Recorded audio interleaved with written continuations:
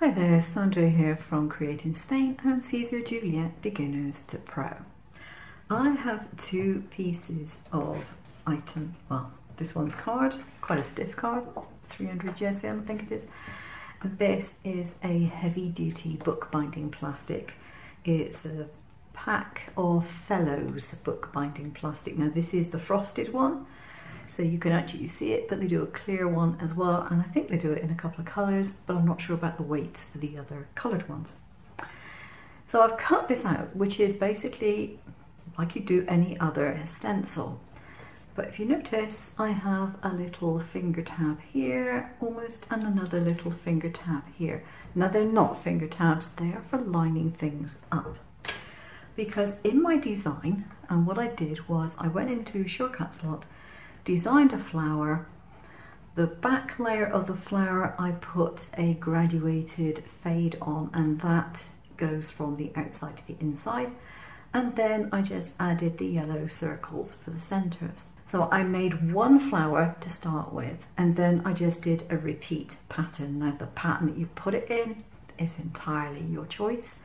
I chose lines, so I did 2 lines of these, and then I staggered 1 line underneath, and then I repeated those 2 lines down my card. So I did this as a print and cut. This bit is obviously the print, and then the outside line being a cut line.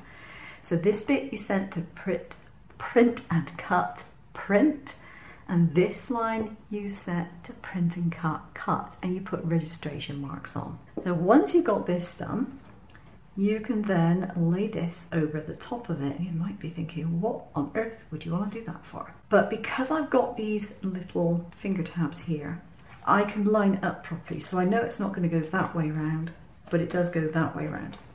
And as long, I mean, I know I've got it on the same size, but as long as I have those sides matched up, then that's where it should be. Now you might say, well, because you got it the same size, it wouldn't make any difference. If I was to turn it over, there can be a difference. So, for example, the flower is on the far left on the second row, and on here it's on the far left on the first row. So that makes sure that you line it up completely for whatever pattern that you are doing. All I did was I copied and pasted the actual cut lines to do the stencil itself. So the two are identical. And what would I want to do that for? Well, I'm going to emboss it, and this is going to be a way of doing a really great embossed image for a card front or something else that you might want to do.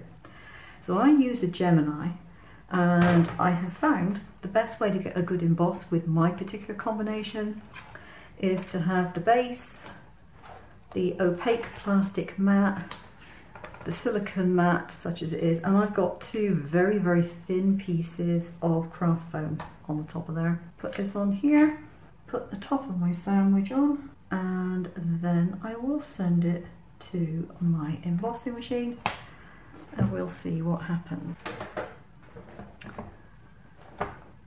And shortly you will get the reveal.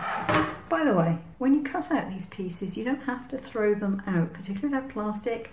You can use them for backgrounds for embossing or for masking, for spray painting, all that sort of stuff. So let's put this to one side. And there we have a fun look. It did slip very slightly. I probably should have actually taped it together. I didn't.